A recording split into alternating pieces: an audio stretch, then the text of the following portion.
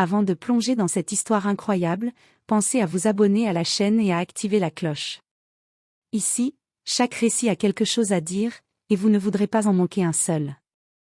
Le soleil de midi baignait la grande avenue de Washington DC, et la circulation de la ville semblait suivre son rythme chaotique habituel.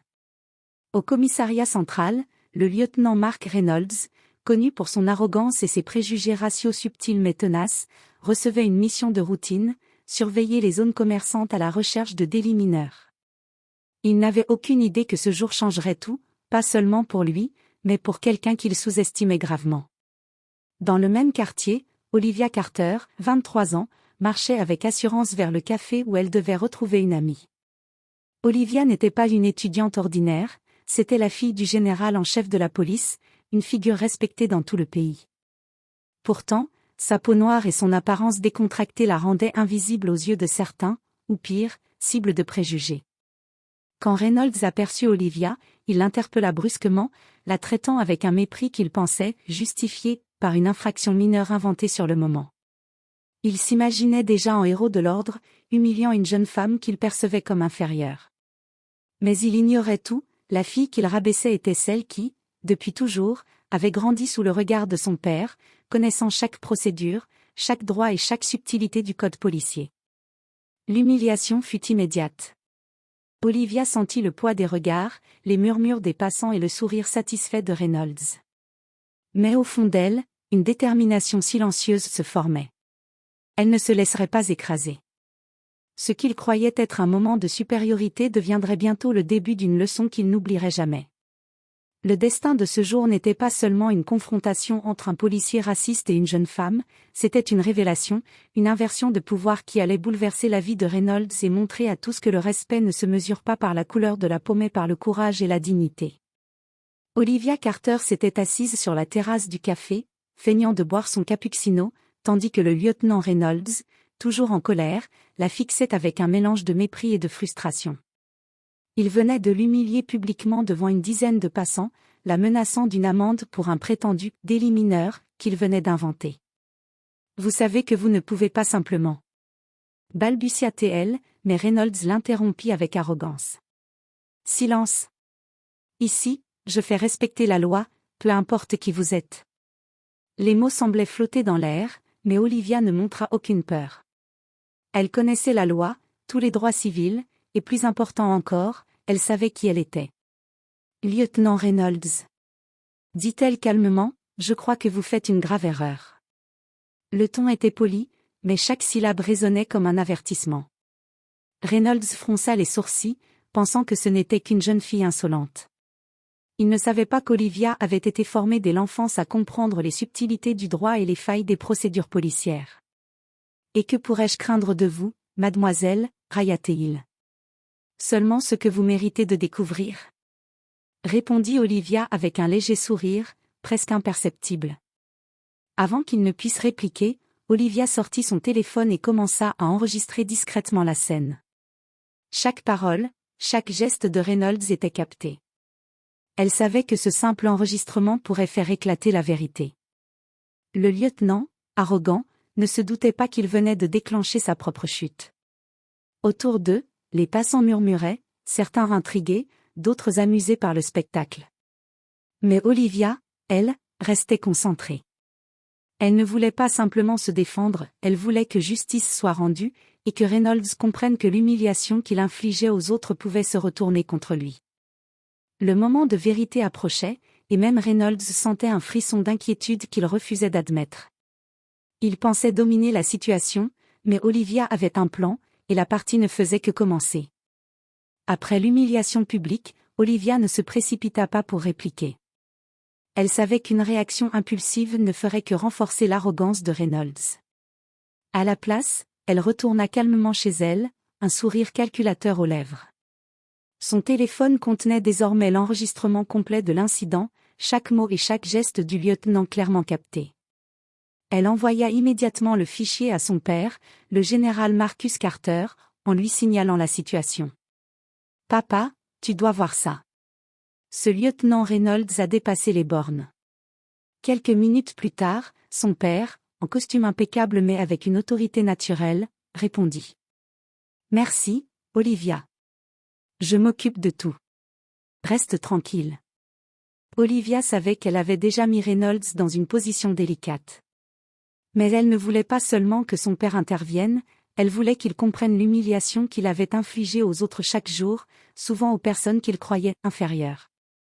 Le lendemain, Reynolds fut appelé au bureau du général. Le lieutenant s'attendait à une simple réprimande administrative. Il ignorait que le général avait déjà visionné l'enregistrement et noté chaque violation, chaque abus de pouvoir. Lieutenant Reynolds, commença le général, son ton glacial et précis, je crois que vous avez oublié une règle essentielle du métier de policier, le respect ne s'achète pas par l'intimidation, et encore moins par la discrimination. Reynolds sentit son cœur se serrer. Le pouvoir qu'il avait cru posséder s'effritait. Il essaya de défendre ses actions, mais chaque mot qu'il prononçait semblait tourner contre lui. Le général montra l'enregistrement. Reynolds ne pouvait plus nier, et pire encore, il voyait maintenant sa propre arrogance exposée, et pas seulement à son supérieur, à tous ceux qui avaient été témoins ou victimes de ses préjugés. Olivia, de son côté, resta en retrait, observant la situation se dérouler. La leçon qu'elle avait commencée la veille se concrétisait, la dignité et le courage surpassent la peur et la haine. Ce n'était pas seulement une victoire personnelle pour Olivia, c'était un avertissement à tous ceux qui pensent pouvoir humilier sans conséquence. Le lieutenant Reynolds allait devoir apprendre, à ses dépens, que le pouvoir mal utilisé finit toujours par se retourner contre soi. Le lieutenant Reynolds pensait que l'humiliation au bureau du général resterait confidentielle. Il se trompait lourdement.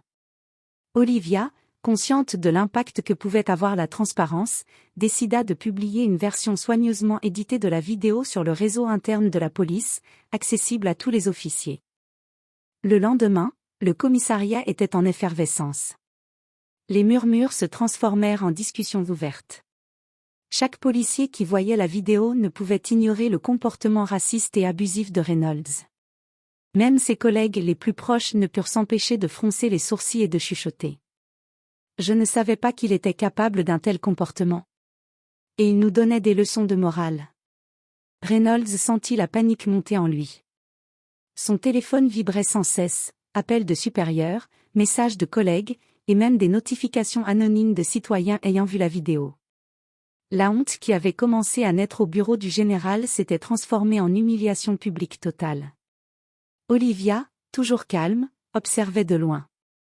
Elle savait que le pouvoir de Reynolds ne résidait pas seulement dans sa position hiérarchique, mais dans la peur qu'il inspirait. En dévoilant la vérité, elle avait retourné cette peur contre lui. Chaque mot, chaque geste humiliant qu'il avait infligé aux autres revenait comme un boomerang. Le général convoqua à nouveau Reynolds, cette fois devant plusieurs officiers supérieurs. « Lieutenant Reynolds, dit-il lentement, ce comportement est inacceptable et ne sera plus toléré. Vous êtes relevé de vos fonctions jusqu'à nouvel ordre. » Reynolds ne pouvait que baisser la tête. La fierté et l'arrogance qui le définissaient venaient de s'effondrer. Il venait de comprendre, trop tard, que sous-estimer les autres pouvait coûter cher, très cher. Olivia, de son côté, ne cherchait pas la vengeance personnelle. Pour elle, cette humiliation publique était une leçon de justice, rappeler à tous que la discrimination ne peut jamais rester impunie, et que la dignité, même lorsqu'on est jeune et vulnérable, a un pouvoir immense. Quelques semaines après sa chute publique, Reynolds vivait un quotidien qu'il n'aurait jamais imaginé. Ses collègues l'évitaient, ses supérieurs lui donnaient des tâches administratives humbles, et chaque fois qu'il croisait un regard, il sentait le jugement silencieux peser sur lui. L'orgueil qui l'avait guidé pendant des années avait laissé place à une honte persistante. Un matin, alors qu'il rangeait des dossiers dans le bureau administratif, Reynolds reçut un message inattendu, Olivia l'invitait à la cafétéria de la police. Intrigué et méfiant, il se rendit à l'endroit indiqué. Olivia était là, assise calmement, un léger sourire sur le visage. « Lieutenant Reynolds, » commença-t-elle avec un ton neutre, « je pense qu'il est temps de parler. » Reynolds sentit son cœur battre plus vite. Était-ce une confrontation? Une humiliation supplémentaire? « Écoutez, Olivia. Je... » balbutia-t-il. « Écoutez-moi, » l'interrompit-elle. « Ce que vous avez fait était inacceptable. Vous avez humilié des personnes innocentes, vous avez abusé de votre pouvoir. Mais je crois que chaque personne peut changer si elle le souhaite vraiment. Les mots frappèrent Reynolds comme un éclair. Olivia ne cherchait pas vengeance pour elle-même, elle lui offrait une chance de rédemption. Mais cette rédemption ne viendrait pas facilement.